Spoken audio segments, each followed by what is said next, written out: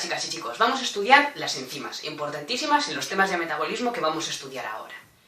Las enzimas son proteínas biocatalizadoras. Son proteínas y catalizan reacciones biológicas. De química recordaréis que catalizar era hacer que una reacción que no ocurría por sí sola o que ocurría muy lentamente, ahora ocurra y ocurra más rápido. Y necesite menos energía para empezar a realizarse, a que se produzca el cambio de reactivos o sustratos a productos. Pues esto es lo que en nuestro cuerpo, en los seres vivos, en biología, hacen las enzimas. Por ejemplo, en vez de que esos dos elementos se tengan que unir por sí solos consumiendo más energía y que la reacción ocurra más lentamente, podríamos utilizar una enzima. Las enzimas tienen un centro activo, pueden tener varios centros activos. Esta tiene solo uno, en el que se van a unir los dos elementos, lo que llamamos el sustrato. El sustrato se une al centro activo de la enzima y el centro activo es el sitio en el que la enzima puede catalizar la reacción. Si los elementos se uniesen aquí o aquí, pues seguiría todo igual. Pero si entran en el centro activo, se produce una modificación en la estructura de la molécula y por los enlaces que forma con el sustrato, consigue que el sustrato, que esos elementos, reaccionen más rápidamente y consumiendo menos energía. Entrarían ahí y con menos energía se produciría la reacción. Así que las enzimas, proteínas catalizadoras. Más características de las enzimas. Son solubles, por la estructura terciaria en 3 dimensiones que tienen como proteínas, les permite ser solubles. También son reutilizables, catalizan la reacción, pero no son una parte de ella que se transforme en un elemento distinto una vez que ha ocurrido la reacción. La enzima sigue intacta, así que puede formar un elemento y luego otro, y otro, y otro, siempre y cuando haya suficiente cantidad de reactivos y suficiente energía. Y por último, las enzimas son específicas. Eso también es un punto muy interesante. Hay que tener en cuenta que controlar las reacciones que se producen dentro de una célula es muy difícil. Los elementos suelen estar libres en el citoplasma o en el orgánulo que sea e interaccionan entre ellos. La única forma que tenemos de controlar que las reacciones ocurran como tienen que ocurrir es utilizando enzimas específicas a las que solo se puedan encajar ciertos reactivos. Y eso está muy bien. Imaginad que tenemos un medio con muchos elementos y solo queremos que se unan entre ellos estos dos, los que se habían unido antes. Y no este y este otro, o este y este otro. La ventaja que tenemos es que por naturaleza esas reacciones, todas, las de este con este, o ese con este, o incluso estos dos entre ellos, van a ocurrir lentamente y necesitarán más energía.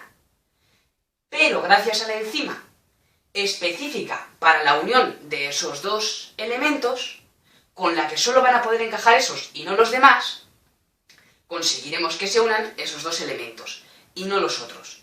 Y esto es un gran sistema de regulación de las reacciones dentro de la célula. Factores que influyen en la velocidad a la que ocurren las reacciones gracias a unas enzimas. Uno es la cantidad de sustrato. Con una cantidad fija de enzimas, cuanto más sustrato añadamos, veremos que si hiciésemos una gráfica iría subiendo la velocidad a la que ocurre la reacción. A partir de un punto ya se estabiliza, el punto en el que todas las enzimas están ocupadas. Y entonces ya, pues no importa que sigamos añadiendo sustrato, todo ocurrirá a la misma velocidad. Otro factor es la temperatura. Un aumento de temperatura es bueno inicialmente. Un aumento de temperatura suele hacer que la proteína catalice que la enzima, es una proteína, catalice la reacción más rápidamente. Pero demasiada temperatura puede hacer que la enzima, que es una proteína, se desnaturalice. ¿Os acordáis de que las proteínas, con un aumento de la temperatura, perdían su forma? Y si la enzima pierde su forma, ya no podrían encajar los sustratos. Y eso haría que ya no pudiese catalizar la reacción. Por eso, la fiebre es un mecanismo de defensa. La fiebre es un aumento de la temperatura en el cuerpo. Y resulta que nuestras enzimas, todas nuestras proteínas, suelen aguantar una temperatura mayor que la de las bacterias que nos infectan. Y por eso un aumento de la temperatura hace que las bacterias se reproduzcan más lentamente, pero no daña a nuestras proteínas. A partir de cierto punto ya sí, y entonces la fiebre es peligrosa y puede matar a las bacterias, pero también matarnos o causarnos mucho daño a nosotros mismos. Otro elemento que influye en la velocidad a la que ocurre la reacción es el pH. La mayoría de las enzimas tienen una temperatura y una acidez óptimas para funcionar, para conseguir el máximo de eficacia, de velocidad, catalizando la reacción. y cuando se salen de ese, pues o van más lentas o dejan de funcionar. Y aunque suelen estar en torno a los 40 grados de temperatura y un pH de 6 a 8, siempre hay enzimas extremófilas, que pueden funcionar a temperaturas mucho más altas o a temperaturas mucho más bajas, o que aguantan una acidez muy grande, como por ejemplo en el estómago hay enzimas que aguantan los ácidos que hay allí y su pH óptimo es a lo mejor de 2, que es muy ácido, comparado con el 6 que suelen tener las enzimas normalmente. Hay muchos tipos de enzimas. Las enzimas no solo unen dos elementos, como hemos visto hasta ahora en los ejemplos, sino que también pueden separar un elemento en varios fragmentos o simplemente añadirle un grupito, un grupo funcional a ese elemento que haya entrado en la enzima, u otros cambios con el sustrato. Así que en la célula tenemos dos tipos de reacciones. Las que son espontáneas, ocurren a la velocidad que necesitamos por sí mismas, y las que no. Y entonces hacen falta enzimas para catalizar la reacción, y que con la energía que hay puedan ocurrir a una velocidad suficiente para cubrir las necesidades que tenga la célula. Las enzimas además no suelen estar solas, sino que necesitan cofactores o coenzimas. Los dos tienen como la misma función. Suelen transportar para la enzima algún elemento como protones, electrones o grupos funcionales. Y son cofactores si son átomos, por ejemplo, elementos muy pequeños, y coenzimas si son una molécula orgánica. Y otro punto muy interesante de las enzimas es los inhibidores enzimáticos. Algunas enzimas, aparte del sitio activo en el que se une el sustrato y algún otro sitio para que se una la coenzima que le ayude a poder realizar la reacción, tienen un sitio para un inhibidor. Hay varias formas de inhibición. Una es la inhibición no competitiva, en la que el sitio activo al que se unirá el sustrato es distinto del sitio al que se une el inhibidor. Pero cuando al sitio en el que está el sitio para el inhibidor se une el inhibidor, cambia la forma de la proteína, de la enzima, de la proteína, y ya no pueden unirse, ya no puede entrar el sustrato, porque el sitio activo también cambia y ya no permite que entre el sustrato. Así que se inhibiría la reacción que catalizaría la enzima. Esta es una forma de inhibición. Otra es la inhibición competitiva, en la que el inhibidor es una sustancia muy parecida al sustrato y que también puede encajar en la enzima, pero que no es catalizado, entonces impide que se una el sustrato. Estos enlaces, tanto el del inhibidor no competitivo como el del competitivo, pueden ser reversibles si la unión es con enlaces débiles como puentes de hidrógeno, o puede ser irreversible si la unión es con enlaces covalentes, y entonces esa enzima quedaría inutilizada. Otra forma de inhibición es la inhibición por retroalimentación, en la que el inhibidor es uno de los productos finales de un proceso. Por ejemplo, tenemos una enzima y un sustrato. La enzima cataliza una reacción con el sustrato. Otra enzima cataliza otra reacción con este. Y otra reacción con este. Y uno de los últimos productos, junto con el producto final que queríamos fabricar, también en uno de los últimos pasos, se fabrica una molécula que es el inhibidor de una de las primeras enzimas. Y así se puede controlar la cantidad de producto final que fabricamos. Y este tema, el de los inhibidores, es interesantísimo y tiene muchísima investigación para crear medicamentos, para crear antídotos contra los venenos.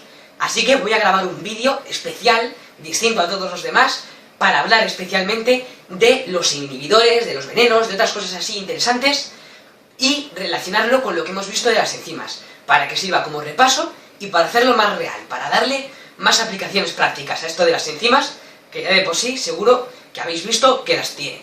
Por ejemplo, los venenos, muchos venenos, son inhibidores de alguna enzima que nosotros necesitamos.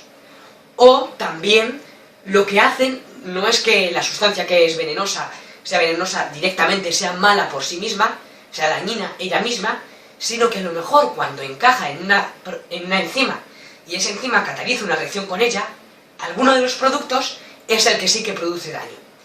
O también para las intoxicaciones, la sobredosis, por ejemplo, esto se puede tratar estableciendo inhibición competitiva por los sitios activos de la enzima que trabaje con esta sustancia que ha entrado en nuestro cuerpo y que no tendría que estar allí, o al menos sus productos no tendrían que estar.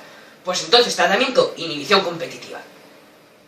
Y esto es solo un ejemplo. Los inhibidores tienen muchísima importancia a la hora de crear medicamentos. Por ejemplo, ya sabéis, pensadlo, la vida necesita de las enzimas. La vida es poder hacer cosas que por naturaleza no ocurren, y eso se encargan de hacerlo las enzimas. Así que las enzimas, importantísimas para la vida. Tener el control sobre las enzimas, que se establece mediante los inhibidores, significaría tener el control sobre la vida. No solo sobre la vida y la muerte, sino también para hacer que la vida sea mejor. Por ejemplo, para el dolor de cabeza, para no tener mocos, para no tener tos. Todo esto son los medicamentos para tratar esto, son inhibidores de las enzimas que producen eso. O los antibióticos, importantísimos también. Muchos antibióticos, como funcionan, son inhibiendo enzimas que las bacterias necesitan para la traducción, o para la transcripción, o para multiplicarse, o para formar bien su membrana. Todo eso, inhibidores de esas enzimas. Y también para otros tipos de problemas. Problemas que tengamos nosotros mismos, de que alguna de nuestras enzimas no va bien, y entonces también estudiar los inhibidores, entender por qué no están funcionando, es muy importante. O también para otros trastornos, como la depresión. Con la depresión, por ejemplo, uno de los tratamientos es con inhibidores de la recaptación de la serotonina, por ejemplo. Creo que lo estoy complicando ya mucho, así que mejor todo esto os lo explico en el próximo vídeo, en ese vídeo especial que vamos a hacer. Y otro tema más del que pueden preguntaros, del que pueden poneros ejercicios, es de cinética enzimática. Cuando nos dicen, tal reacción, nos ponen un ejemplo, queremos que ocurra más rápido, ¿qué podemos hacer? Aumentar la cantidad de sustrato, reducirla, añadir cierta otra cosa, aumentar la temperatura, bajar el pH, nos da muchas opciones y tenemos que elegir, basándonos en una ecuación parecida a la del equilibrio químico, pero no es la del equilibrio químico, y a partir de ello, pues, hacemos unos cuantos cálculos, a lo mejor con los distintos supuestos, y lo hacemos. Pero esos son ejercicios, y lo voy a explicar en otro vídeo distinto, para ejercicios de estos que pueden poner en selectividad, o en exámenes, en el tema de metabolismo, pero basándose en las enzimas. Pues eso otro vídeo. Y con lo que hemos explicado ya hasta ahora, sería suficiente para las enzimas. Nos vemos. Hasta pronto.